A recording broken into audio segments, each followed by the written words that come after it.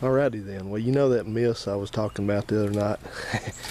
Well, I went and bought plugs and wires for this thing, and in the midst of putting them on, which is not easy because you got to get back in the back to get to the plugs back there. But I got those done, came around to the front, and just touched this, and it fell off. This is one of the front spark plug wires, and it's all goopy and crappy, and it's been arcing and stuff in there, so that's what it was, I'm sure. So go ahead and change it all out. Gotta love your 3300s.